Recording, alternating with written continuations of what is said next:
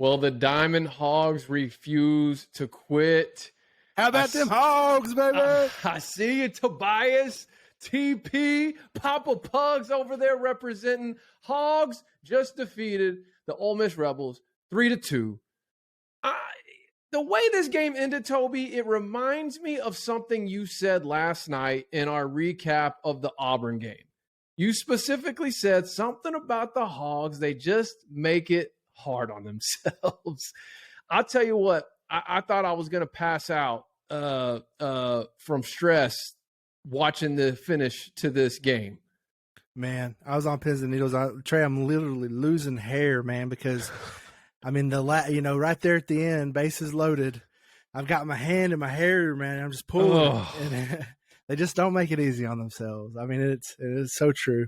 When the collide in the outfield. Oh man, did that not bring back some memories? Yeah. Oh, I thought the same thing. I was going, no, and then okay, he held on to it, and I kind of thought the storyline was going to end up being, obviously, the bullpen bottom of the ninth collapse, but we left the bases loaded stranded in the eighth. I mean, we had them loaded with one out, I believe, and didn't get anything out of it. We got that additional run following up the steal that was a controversial. It was under review. It did look like he got tagged before he hit the bag, but it couldn't be overturned, so the play stood. I don't understand the whole review thing in baseball and football and basketball. It's just like all it does is takes up more time. But the bottom line was the play stood and the guy scored to get us that additional insurance run, which proved to be the difference in the 3-2 victory that we got tonight to force an elimination game, which will be Thursday night, to see who will play the OU Sooners in the College World Series final. Man. I'm still coming down a little bit from the high of winning that game. What a night, man. So let me paint the picture for you, Trey. So tonight we have a high school. My daughter plays volleyball, and I'm in the gym, and tonight's their big scrimmage. Okay. And me and all the dads are sitting up there on our phones watching the Hogs baseball. Terrible things happening on the court, and we're like, fist clenching, high fiving, Hogs score.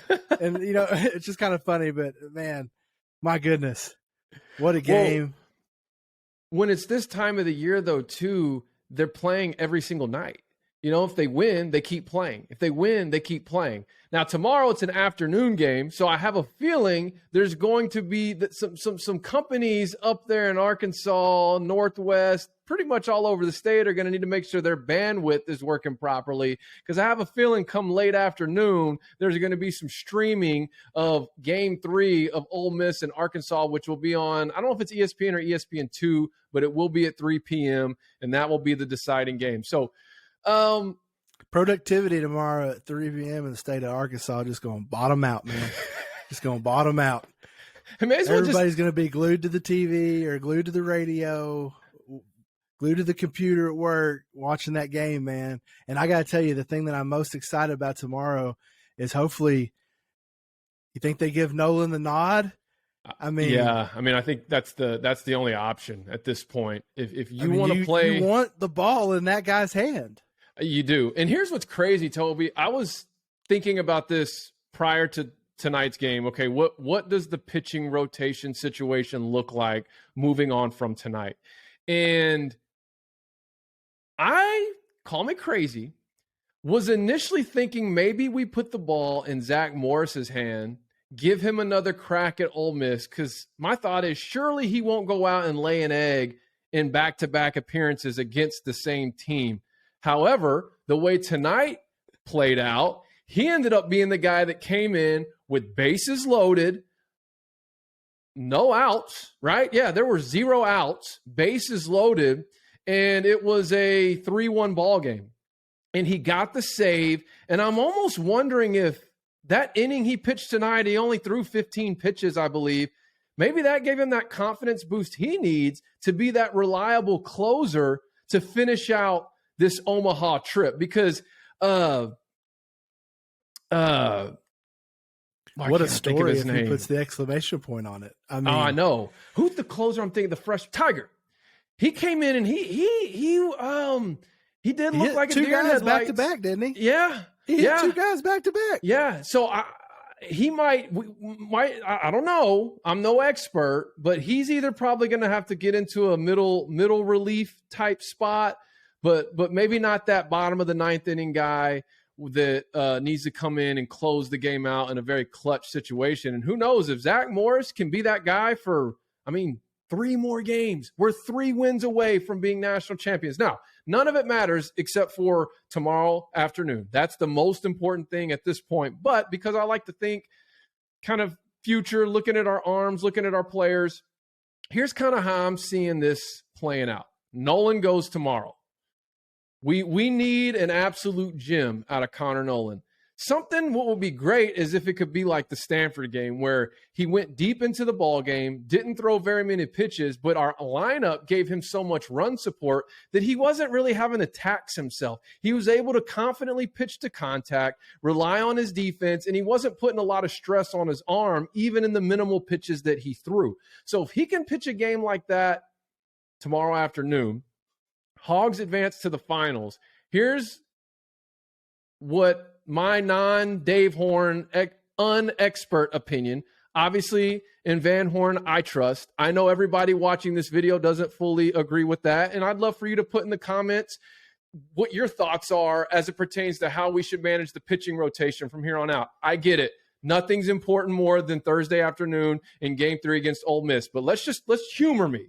Put down how you think the pitching rotation should play out that gives the Hogs the best chance to winning a national championship. And here's what I got.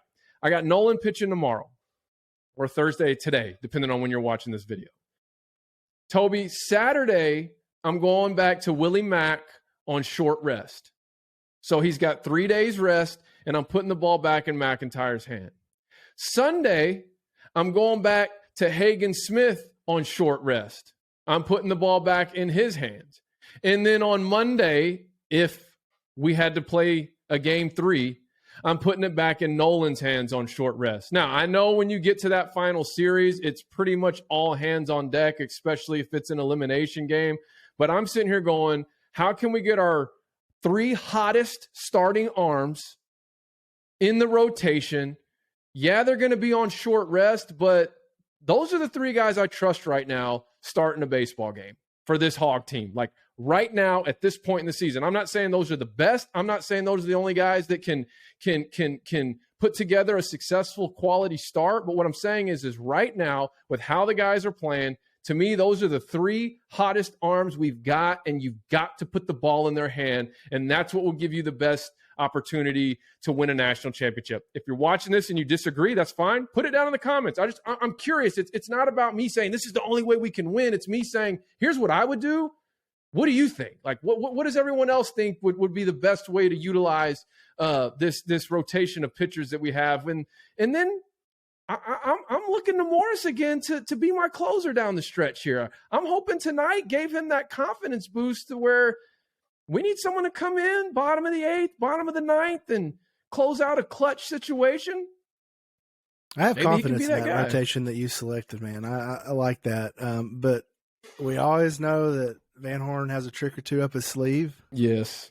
He definitely I don't think he's as predictable as but man, we're so close, Trey. We've been so close, man. I know. And it's like our fan base knee jerks on Dave Van Horn. It feels like more than any other coach, like in our university's like athletic program, for whatever reason. And all the guy does, and maybe when we get through the end of the season and we do our wrap up, like we can talk about a would you rather segment as it pertains to Dave Van Horn, because he's really built the program to a point where as fans we're so spoiled that now we feel like we have the right to question every move that he makes. And I know this is making even some people right now watching this mad because they're the ones questioning him. And that's fine. That's part of being a passionate, emotional fan base. And I'd be lying if I didn't say that at times I didn't go, why are we making this move? Why are we doing this? Just like the other night, I felt like we should have started McIntyre over Zach Morris in the first game against Ole Miss. And maybe we wouldn't have had to be in a position where we're playing a game 2 or a game 3 tomorrow afternoon. But I don't know. Well, even tonight, whenever he put Morris in, I guarantee your first thought wasn't a positive thought, was it? No. It was concern, wasn't it? Yeah, a lot of concern. I mean, come on, Hog Nation. It was a concern. It was. And then he comes in and he puts the stamp on it. He did. Man. What a way, man, that guy has to have confidence through the roof right now. I mean, has to. I like your idea. Well, and that's the thing is at this point in the season, nothing else matters except for who's performing right now. You know what I mean? And I mean, I was happy to see another move that he made where he flipped the 2-hole, the 2 and the 7. He put Stovall up second. And then he got 5 hits, became the first Razorback to get a 5-hit game in a College World Series game in Razorback history last night. And then he goes, I think went 0 for 5 tonight.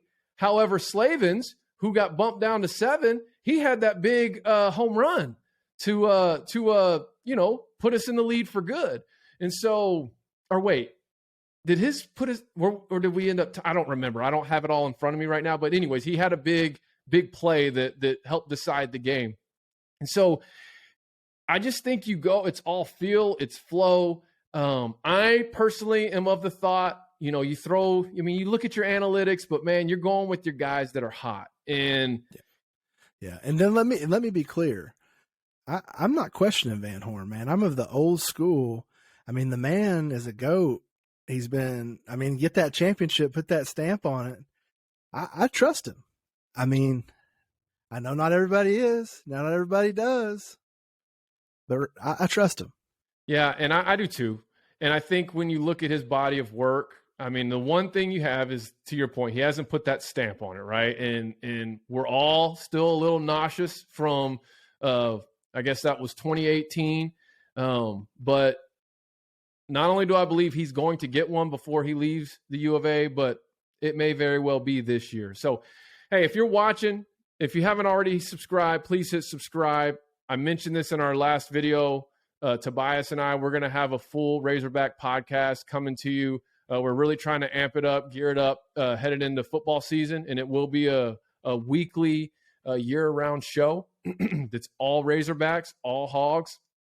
And let us know what you think about these OmaHogs, man. Put it down there. What do you got for your pitching rotation? What are your thoughts on Dave Van Horn? And let's talk about it. Excuse me. Let's talk about it.